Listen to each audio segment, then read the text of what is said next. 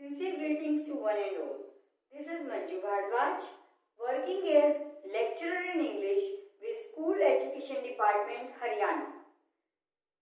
In today's presentation, I welcome you all for a poem from class 12th, book Flamingo, a roadside stand, written by famous American poet Robert Frost.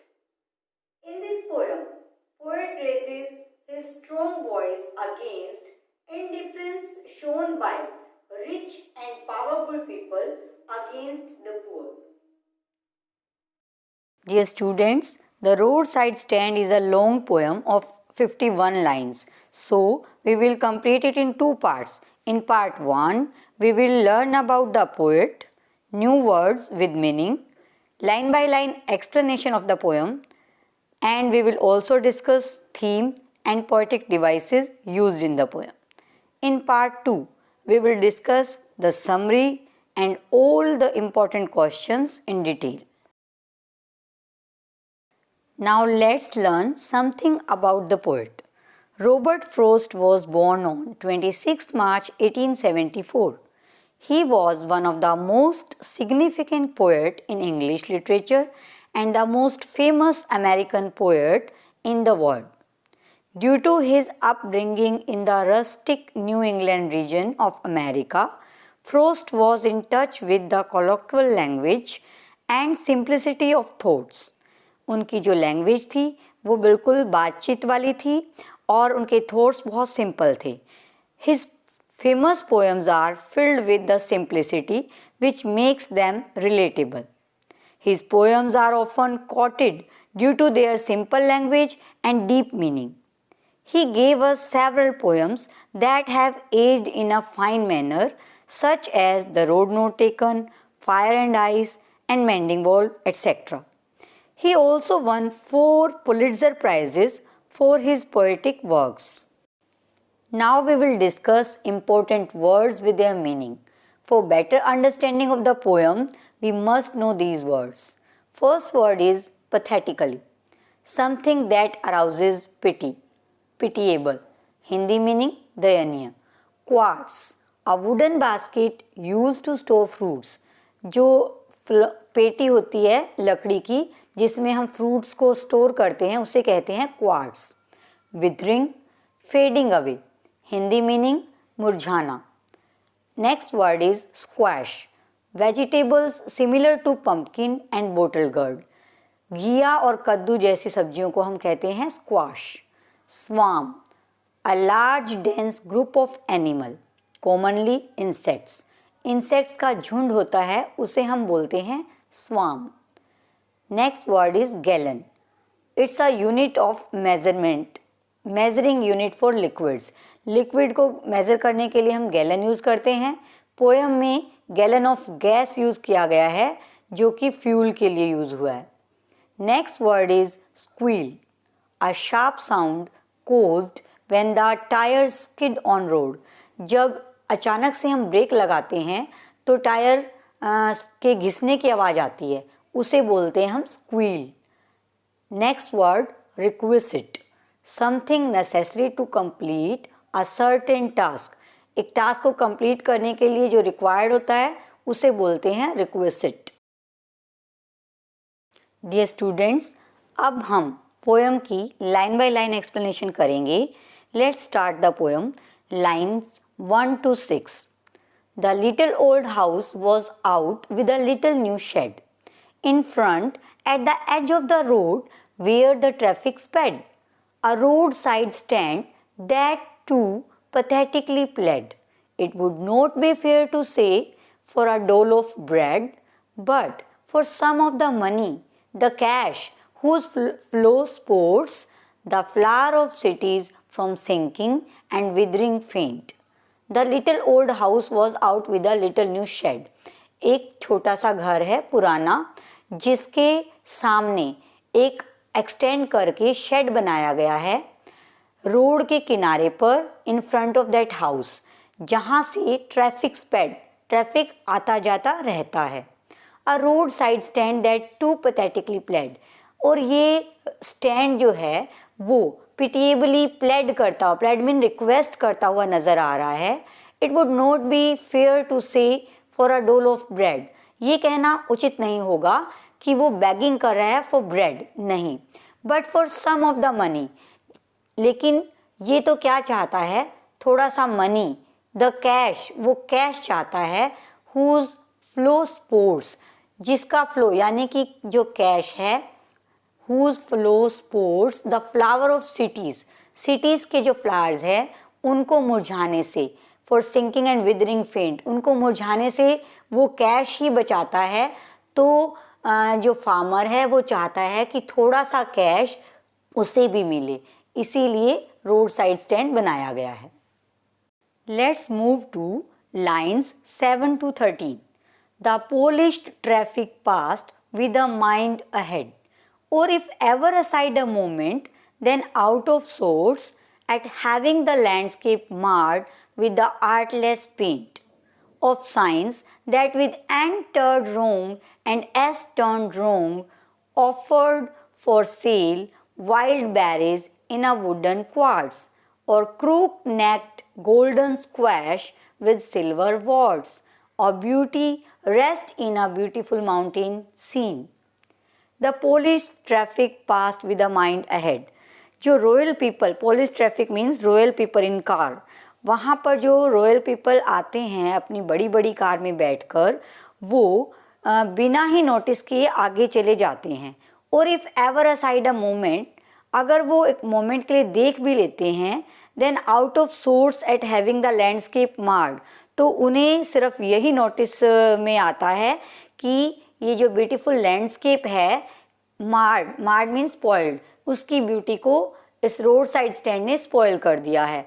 With the artless paint of signs that with N turn wrong and S turn wrong, वहाँ पर एक paint से जो direction show करने के लिए north and south लिखा है वो भी गलत लिखा हुआ है. और क्योंकि वो पीपल अनएजुकेटेड है तो उन्हें इतना पता नहीं है, इससे भी वो उसको बुरा मानते हैं.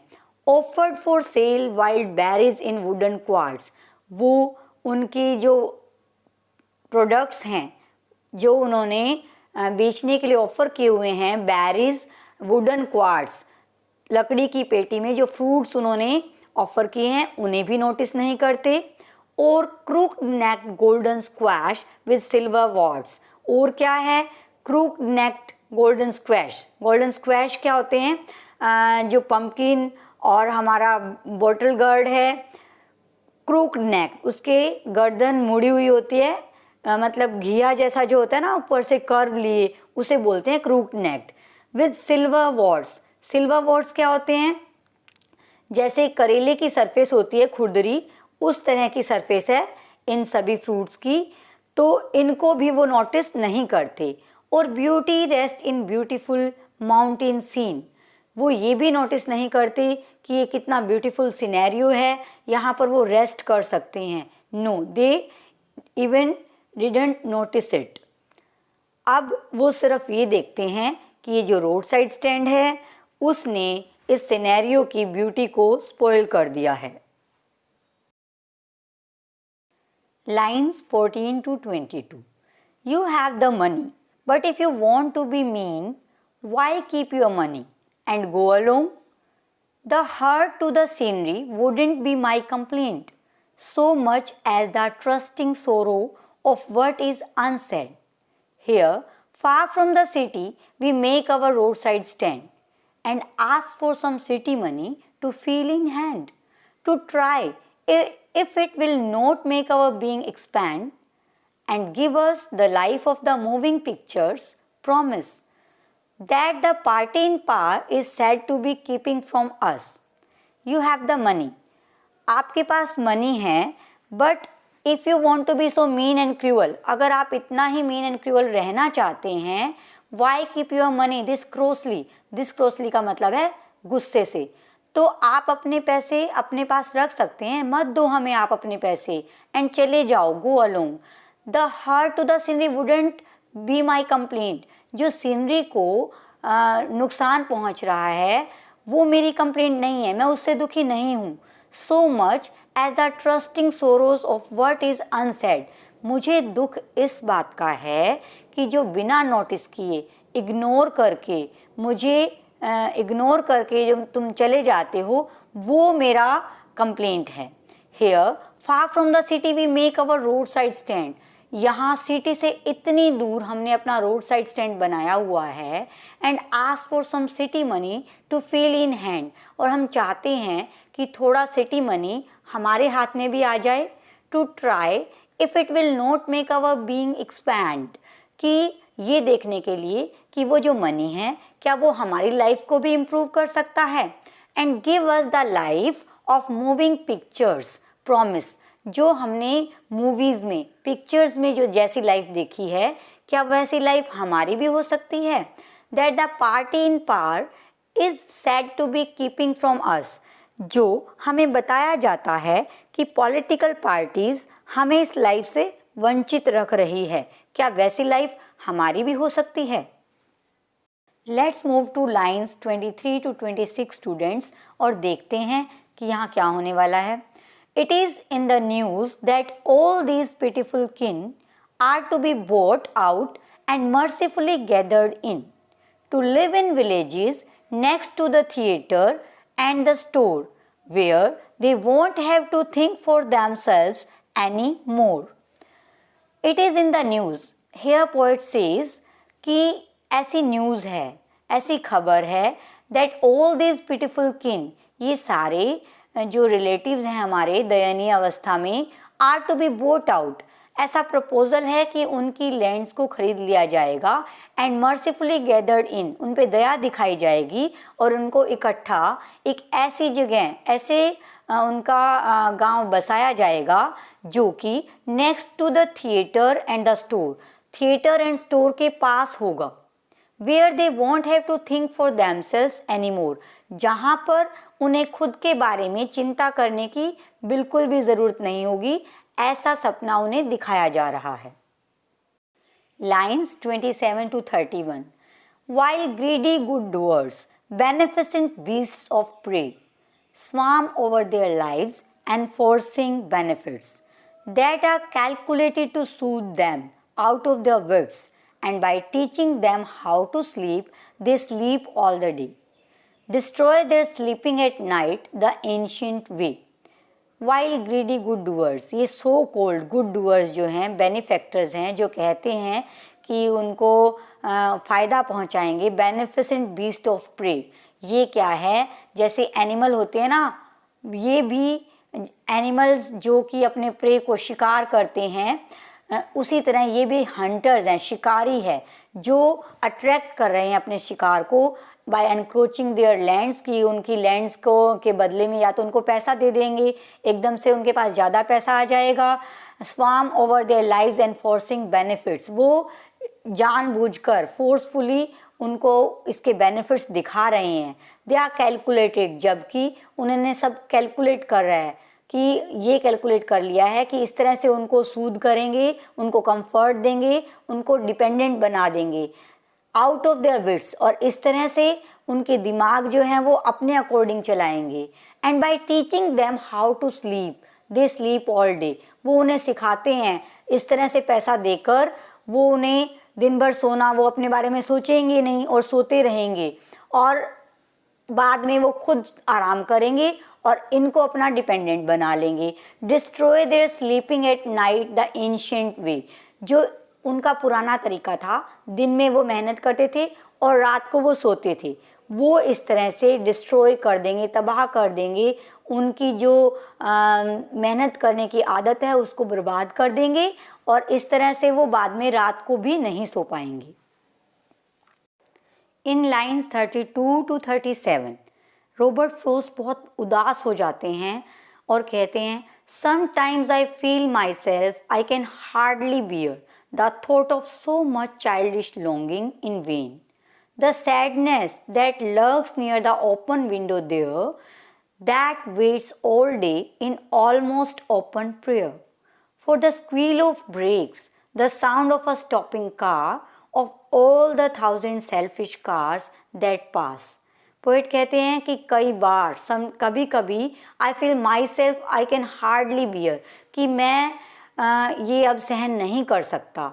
The thought of so much childish longing, childish mean बचकाना, लॉन्गिंग मीन डिज़ायर, इच्छा, इन वेन, वेन मीन व्यर्थ, कि ये जो मेरी डिज़ायर है कि इन पुअर फार्मर्स का भला हो जाएगा, वो व्यर्थ है। The sadness that lurks near the open window there, वो उदासी जो विंडो से झांकती रहती है, खुली विंडो से झांकती रहती है। दैट वेट्स ऑल डे, जो पूरा दिन इंतज़ार करती है। इन ऑलमोस्ट ओपन प्रेयर, और वो प्रेयर करता है farmer for the squeal of brakes, कि कोई तो जो गाड़ी की ब्रेक लगने से जो आवाज़ आती है वो सुनता है, कि कोई गाड़ी तो रुकेगी। The sound of a stopping car, गाड़ी के रुकने से जो साउंड आता है उसको सुनता रहता है कि कोई तो गाड़ी रुकेगी। और of all the 1000 selfish cars that pass, उन हज़ारों गाड़ियों में से, उन हज़ारों सेल्फिश गाड़ियों में से कोई तो रुकेगा और पूछेगा उसकी फसल के बारे में कि इसकी कॉस्ट क्या है, बट कोई ऐसा नहीं करता।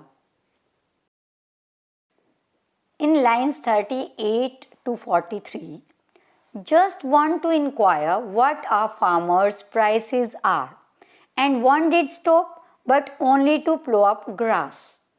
In using the yard to back and turn around, and another to ask the way to where it was bound, and another to ask could they sell it a gallon of gas? They couldn't. They had none. Didn't it see? तो poet कहते हैं just want to inquire what a farmer's prices are. एक गाड़ी रुकती है but वो सिर्फ इतनी ही इंक्वायरी करती है कि उसकी जो चीज़ें हैं उसकी कीमत क्या है। And one did stop but only to plough up grass, एक और गाड़ी वहाँ रुकती है बट उसने क्या किया, सिर्फ जो ग्रास थी उसको स्पॉइल कर दिया। In using the yard to back and turn around, क्या करा उसने, उसके जो यार्ड को यूज़ किया ताकि वो यू टर्न ले सके, और इसी प्रोसेस में ग्रास जो थी वो उखड़ गई। And another to ask the way to where it was bound, एक और गाड़ी भी रुकती है लेकिन वो क्या करती है, वो सिर्फ रास्ता पूछती है कि ये रास्ता कहाँ जाता है। Then and another to ask could they sell it a gallon of gas, उसके बाद एक और गाड़ी रुकती है, वो तो बिल्कुल ही अजीब क्वेश्चन पूछती है, क्या उनके पास गैस गैलन ऑफ गैस है। गैलन ऑफ गैस मीन्स कि क्या उनके पास फ्यूल है। They couldn't, this crossly mean गुस्से से, दे कुडंट, वो ऐसा नहीं कर सकते। They had none, didn't it see, क्या वो देख नहीं सकते कि उनके पास कोई भी फ्यूल नहीं है। जो लोग इतना लेस मनी है जिनके पास, can they sell fuel having very less money, नहीं कर सकते। Here you gets an answer to question that is frequently asked in exam.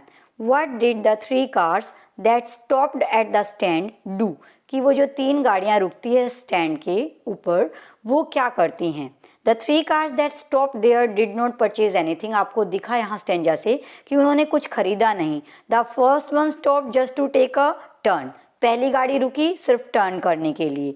The second one stopped to ask the way the road led to. दूसरी गाड़ी रुकी वो सिर्फ ये पूछने के लिए कि ये रोड कहाँ जाता है। The third one stopped to ask whether they sold gas there. और जो तीसरी गाड़ी रुकी वो सिर्फ इसलिए रुकी ये पूछने के लिए कि क्या वो फ्यूल भी रखते हैं। Now the farmer is feeling very annoyed कि जो उसके पास है वो सिटी पीपल को नहीं चाहिए और जो उन्हें चाहिए वो उसके पास नहीं है। In this way he will not be able to have city money. ये बिजनेस उसके लिए प्रॉफिटेबल नहीं है ऐसा उसे फील हो रहा है। Let's see lines 44 to 51. No. In country money, the country scale of gain, the requisite lift of spirit has never been found. Or so, the voice of the country seems to complain. I can't help owning the great relief it would be to put these people at one stroke out of their pain.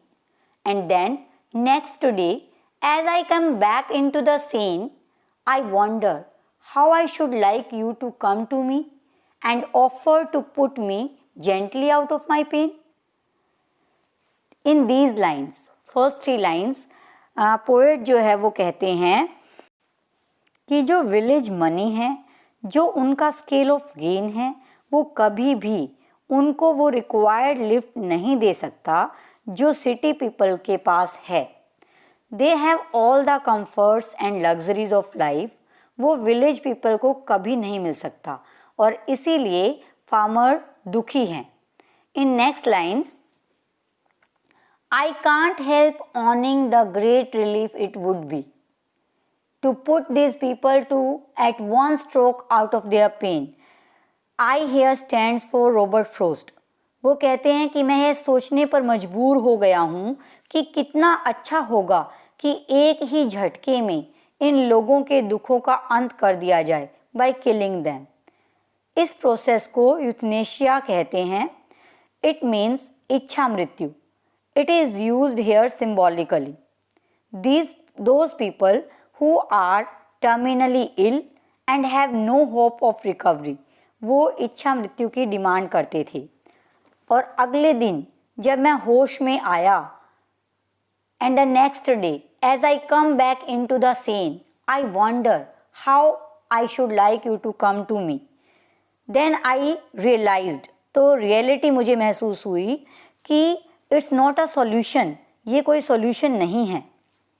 अगर कोई मेरे पास आए, मुझे ये कहे कि आओ मैं तुम्हें मारकर तुम्हारे पेन दूर कर देता हूँ, तो ये बिल्कुल भी कैसा लगेगा मुझे. इसी नोट पर पोएम को पोएट एंड कर देते हैं. पोएट होप्स कि किसी ना किसी दिन, कभी ना कभी तो सिटी पीपल जो हैं वो रियलाइज़ करेंगे, जो अभी इग्नोरेंट है, इनडिफरेंट है about the suffering and pain of country people, वो एक दिन सेंसिटाइज हो जाएंगे and they will work for upliftment of the poor people. So dear students, we have completed explanation of the poem. I hope आपको बहुत अच्छे से ये समझ आ गई है. Now let's look at theme of the poem. The poem A Roadside Stand is the poet's plea for consideration of simple people of the countryside whose lives have shown no progress. Poem road side stand में poet request करते हैं कि हमें country side people को भी consider करना चाहिए, उनके लिए भी, उनकी प्रोग्रेस के लिए भी हमें कुछ कंसर्न दिखाना चाहिए. ही expresses his pain eight there sadness and sorrow and seek support and relief for them. वो उनके दुख और दर्द को और समझते हैं और सपोर्ट करते हैं और चाहते हैं कि उनको थोड़ा रिलीफ मिले. He hopes someone would work unselfishly for their rehabilitation and not exploit them. वो ऐसी आशा करते हैं कि कोई ना कोई तो बिना सेल्फिश मोटिव के उनके रिहैबिलिटेशन के लिए काम करेगा और उन्हें एक्सप्लॉइट नहीं करेगा. The poet seems to suggest that the economic wellbeing of a country depends on a balanced development of villages and cities. Poet कहते हैं कि किसी भी कंट्री की इकोनॉमिकली ग्रोथ तब होती है जब एक बैलेंस्ड अप्रोच हो विलेजेस की डेवलपमेंट में भी और सिटीज़ के डेवलपमेंट में भी. तो इक्वली डेवलप होंगे तभी कंट्री डेवलप करेगा और ग्रो करेगा. Students, after discussing theme, let us check now literary devices और poetic devices used in the poem by the poet. First poetic device is alliteration. Alliteration का मीनिंग क्या होता है? When consonant sounds are repeated in a line.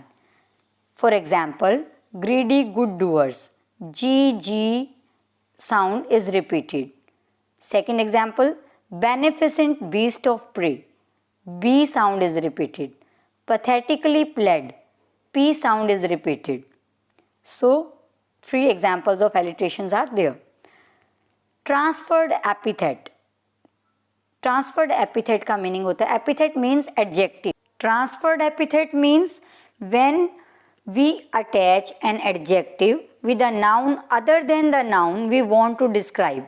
जब उस adjective को हम किसी दूसरे नाउन के साथ अटैच कर दें जिसे हम डिस्क्राइब नहीं कर रहे तो हो जाता है transferred epithet. For example, polished traffic. Polish traffic means rich people in car.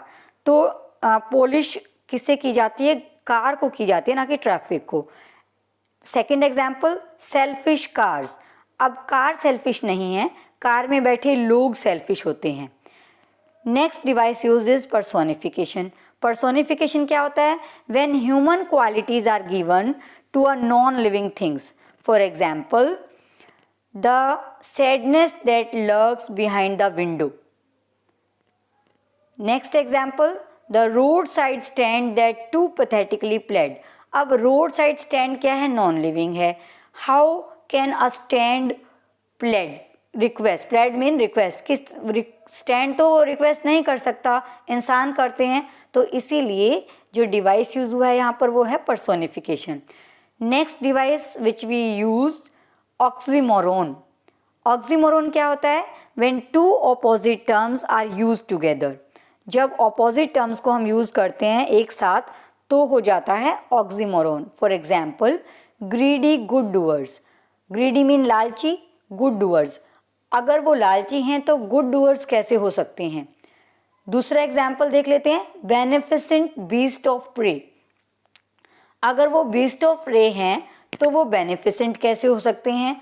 तो दो अपोजिट क्वालिटीज का यूज किया गया है, इसीलिए जो पोएटिक डिवाइस है वो क्या है? ऑक्सीमोरोन. लास्ट पोएटिक डिवाइस जो कि यूज हुआ है, metaphor. Metaphor means when we compare two objects by giving form of one to another.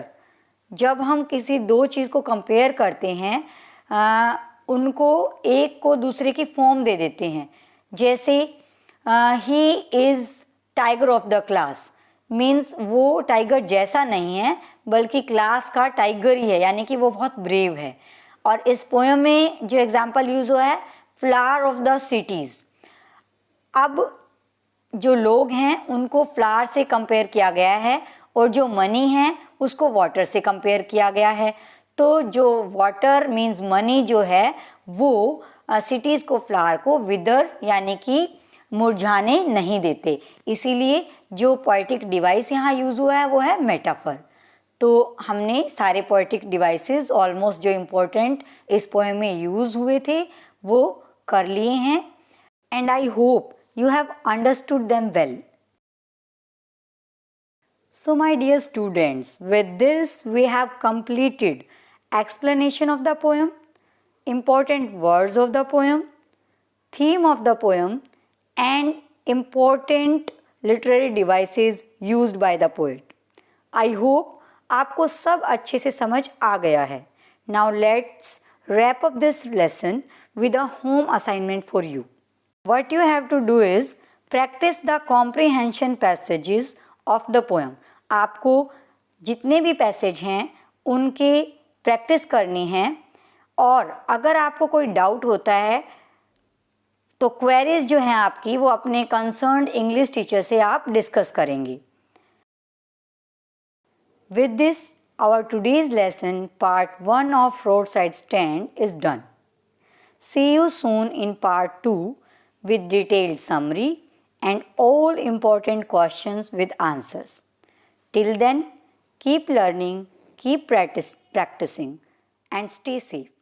Thanks for watching.